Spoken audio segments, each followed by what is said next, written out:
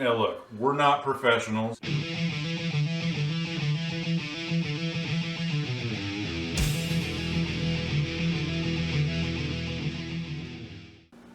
Alright, welcome to Without Shortcuts.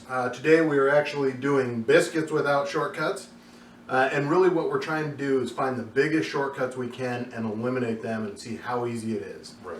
Specifically, we are looking at this shortcut. This is your standard can of biscuits right out of the refrigerator section at your local grocery store, and we think we can do this better. Right. Now, between the two of us, we've looked at, I don't know, 20, 25, 30 different biscuit recipes. We finally landed on this one. It's a good Southern style biscuit. It's a buttermilk biscuit. It's a real good, flaky, real flavorful biscuit that only has 8 simple ingredients in it. This, on the other hand, has at least 20 ingredients, depending on how you read the label. But it does definitely include artificial flavor, which is great. That's probably where, you know, the other 13 ingredients that I couldn't spell on the label come into play for this. But I am confident we can do better than this. Absolutely. So the first thing you're going to do before you get started is you're going to go ahead and preheat your oven. So for this particular recipe, we're looking at 425 degrees. So while he's getting that going at 425, as you can see, we have all of our 8 ingredients already set out. Everything's ready to go. Now, it looks like this is some kind of magical thing where everything's just ready and we're cutting corners. But we'll show you. Getting everything ready so that you're not worried about it. You don't have to get halfway through your recipe and go, ah, man, I don't have any baking powder. Right. Everything's set. You know you have everything. And it only takes this much time.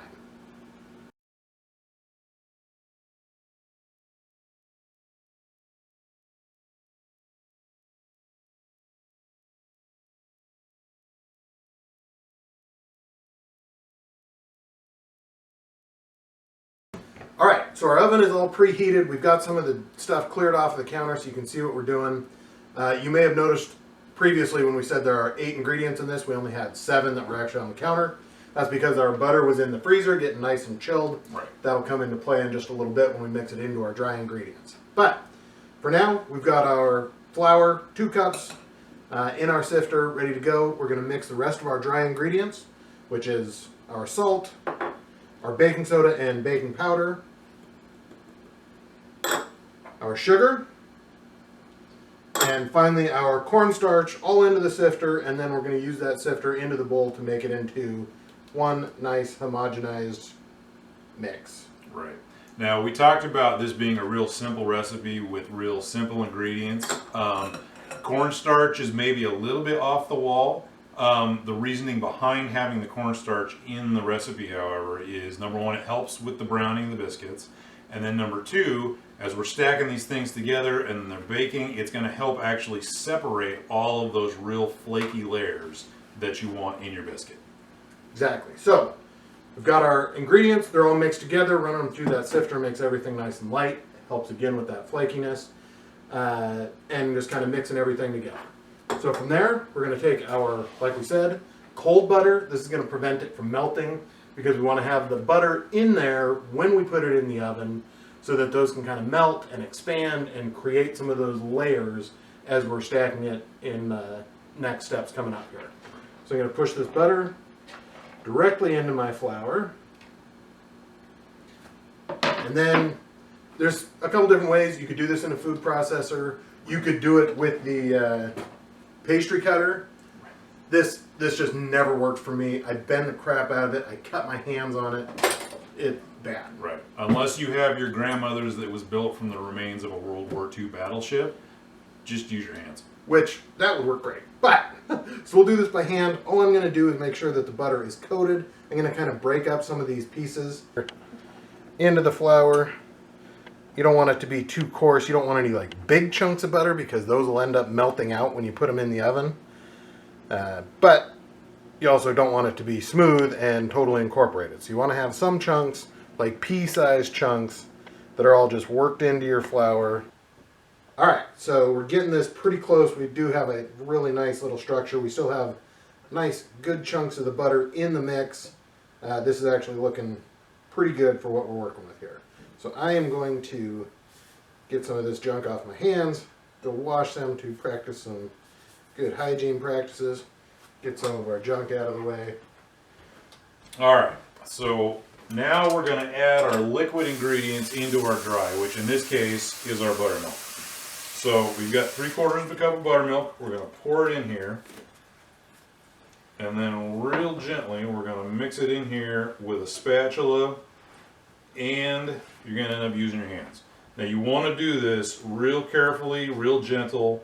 You want to get everything incorporated in together, but you don't want to overmix it, because unlike if you're making a bread, for example, you don't want to develop all that gluten, because you want to keep a nice, soft, tender, flaky biscuit. You're not looking for a big, robust dough structure. All right, so this is coming together really nicely. Almost there. All right, so you've got the dough coming together really nicely here. So now we're going to want to push it out onto the bench. In this case, you're going to want to cut it in just a minute. So we're going to put it onto a cutting board, which I'll grab. I'm going to put that down, and then we're just going to lightly flour this so that nothing sticks too badly. This is just my jar with my handy little sifter on the top. I'm going to get that going, and we'll let Brian get that pushed out onto the cutting board. Alright, so make sure you get everything in here. You don't want to leave any of that butter behind. Perfect. Now it's not going to come together like a bread dough, like a cookie dough, anything like that. It's still going to be a little crumbly. We're about to cut this so we can stack it to make some layers. And when we do that cutting, we want to make sure that we're using a sharp knife. We don't want to use just a butter knife or whatever knife you pull out. You want to have as little pressure to cut it into the stacks as possible, which means the sharper your knife is, the more you can do it in just one nice even cut, the better. So we're going to use a nice sharp knife. In this case, we're going to use this one. It's sharp, it is the correct length. Everything will work out perfectly doing it that way. Okay, so we're going to take our sharp knife and cut this into 3 roughly equal pieces.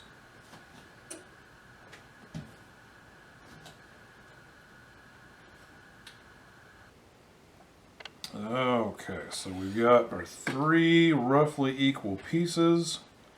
We're going to pick these up, stack those up on top of the middle one, and then very carefully we're going to press this down, and this is what is going to really start developing those layers that we're looking for. Okay, so we've got this pushed down into the layer, restacked. You're gonna have to cut this one more or a couple more times here. All right, and I'm gonna cut this in the opposite direction that I did the last layer. I don't know if it actually makes a difference or not, but seems like a good idea. So earlier, Brian was talking about having that cornstarch going to be used to really separate those layers. So each time he cuts this and stacks it, that cornstarch is coming into play. It keeps things so they're not quite as sticky. Those layers don't really press down into each other, and everything separates out really nicely into what we're going to have as a final product. So as he's getting close to completing the stacking and layering process, I'm going to grab our baking sheet and get that ready so we can pop these in the oven. All right, so we've got the last stack here. So this is going to essentially be our final biscuit. And so what you're looking for at this point is to press this down into roughly about a 3/4 of an inch thickness, and you want it to be fairly uniform. That way, after you put your biscuits in the oven, they'll cook evenly. So the last thing I'm going to do here is, if you have a bench scraper, you can actually use that to kind of straighten up your edges and make sure you have good sharp corners on your biscuits. That way everything is a uniform thickness so that everything's going to cook at the same rate. While he's getting his hands washed, I'm going to go ahead and cut these into their final pieces and put them on the baking sheet. In this case, I'm going to cut them probably about 2 inches on each one. That gives us 3 cuts lengthwise. Then I'm going to do 1 cut down the middle. That'll give us a total of 8 biscuits from this recipe. Obviously this is not a difficult one to double up or even triple up if you need some more. Then we're going to take each of these individual pieces, we're going to pull them off, set them onto our parchment paper. And with that, I think we're ready to get those in the oven. Awesome. Alright, we got these on the baking sheet. Now we're just going to take them over here into our preheated oven, right on the middle rack there.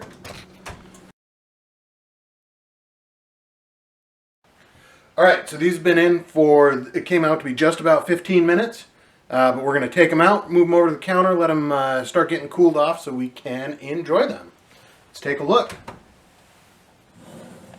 Oh yeah, these are good looking biscuits.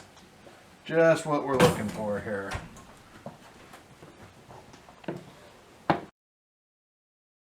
Alright, so we've got our biscuits out of the oven. They look amazing. Nice and golden brown. We have just a little bit of butter that kind of came out, melted out of the biscuits. But, man, they look good. So these are ready to go. We've waited as long as we can wait. We're going to go ahead and give these a try. Now, these came out pretty much exactly like we wanted. I mean, they're golden brown. You can see the layers in them. You could do just about anything with these at this point in time. I mean, a little bit of jam, they'd be great. Right? Throw some gravy on there, a little whipped cream and strawberries for a shortcake, anything like that. But for these particular biscuits, I think there's only one way to really test them and see if what we made is what we were hoping to make. That's right. And that is a little bit of butter, hot biscuit, and let's see what we have here. All right. Sounds good.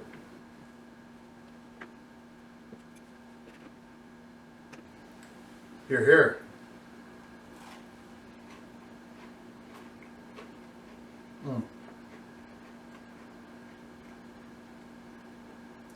Such a good biscuit.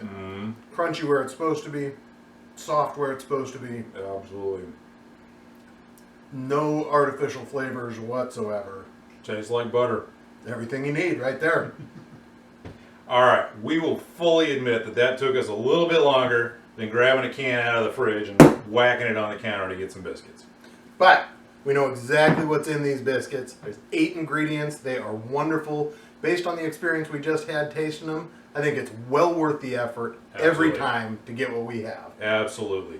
So, give it a try. The recipe's down in the video description. Leave us a comment. Let us know how it goes. Like and subscribe. And until next time, skip the shortcuts. Thanks, guys.